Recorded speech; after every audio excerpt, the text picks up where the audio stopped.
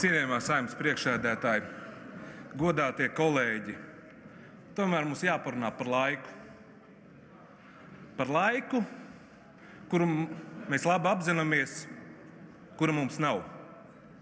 Mēdz teikt, ka laiks ir dārgāks par naudu, un es domāju, ka daudz saprot, tas ir šobrīd kaut kas vēl daudz vērtīgāks kā nauda. Mēs redzam, ka Ukrainā laika cena ir asinis un dzīvība. Šie satricinājumi daudziem no mums ir likuši mobilizēties. Mēs dzīvojam pasaulē, kur beidzot ir jāpaļaujas pašiem uz sevi. Ne visi to ir sapratuši gan šeit, gan Eiropā.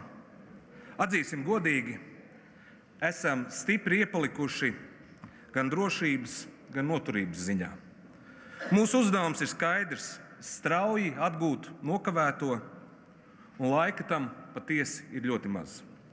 Vai mēs šo laiku izmantojam liederīgi, vai arī izniekojam to šajās varas spēlēs un dažādās intrigās? Vai var saukt šo visu procesu par restartu un izrāvienu? Vai no šī procesa kaut kas mainās? Es domāju, ka mēs labi redzam, ka šis tā saucamais 4x4 ir nolaidis riepas un iebuksējis pat neizkustoties.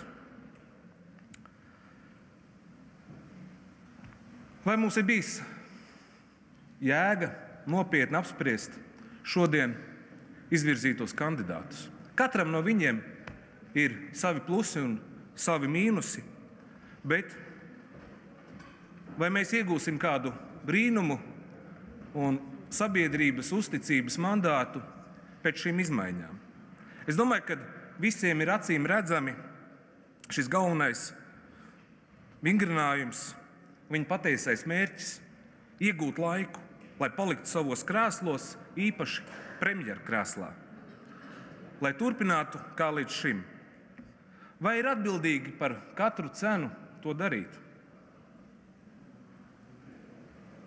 Vai ir atbildīgi studēt valdību, kas strauji zaudē sabiedrības uzticību? Runa nav tikai par balsu skaitu vienam vai otram ministram. Runa ir par plašu sabiedrības atbalstu. Es domāju, ka līdzinējā darbība skaidri pierādījusi, ka valstiskā opozīcija ir gatava atbalstīt tiešām svarīgus lēmumus, īpaši drošības jomā. Ja runa ir par jautājumiem, kas skar mūsu valsts drošību, atbalstu Ukrainai, par efektīvāku un rīcības spējīgāku valsts pārvaldi, nevis par nespēju un muļāšanos, par tukšu runāšanu un intrigām, par lielākiem un mazākiem, bet diemžēl meliem. Vai ir alternatīva šī sasaukuma ietvaros šai koalīcijai? Jā, tāda alternatīva ir. Es domāju, ka reti kurš apšauba, ka alternatīva, kuras pamatā ir nacionāli un atbildīgi politiski spēki, ne savu krēslu, bet Latvijas un mūsu drošības dēļ. Alternatīva, kura ir skaidri formulējusi savu piedāvājumu, kas pamatā balstās uz Latvijas drošību, militāro, ekonomisko un sociālo. Par nepārprotamu atbalstu Ukrainai, kam ir jābūt šīs valdības uzdevumam numur 1. Par reālu un izmērāmu valsts pārvaldi un tā aparāta samazināšanu par vismaz 10%. Tā skaitā par ministriju skaitu samazināšanu un apvienošanu. Par valsts budžeta pilnīgu pārskatīšanu, izslēdzot izdevumus, kas nesniedz būtisku pienesumu mūsu pamatpakalpojumiem, saglabājot prioritātes ekonomisko konkurētspēju, drošību un valsts ārējā parāda samazināšanu. Par demokrātisko procesu stiprināšanu, ieviešot jaukas parlamentu vēlēšanas, samazinot referendumu slieksni, atjaunojot sabiedrības līdzdalību politiskajos procesos. Par reģionu lauku apdzīvotības attīstības programmu steidzamu ieviešanu.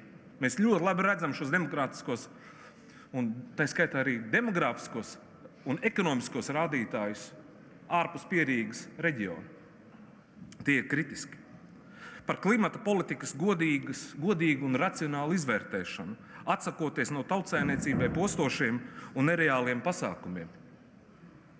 Un visbeidzot par demogrāfijas krīzes steidzamu risināšanu. Šeit valdībai ir nepieciešama skaidri un nepārprotami rīcības darbība. Tāpēc, kolēģi, vai valdība ies šo ceļu? Es domāju, ka neies šo ceļu. Tāpēc aicinu neatbalstīt vismaz šo kandidātu. Paldies! Vārds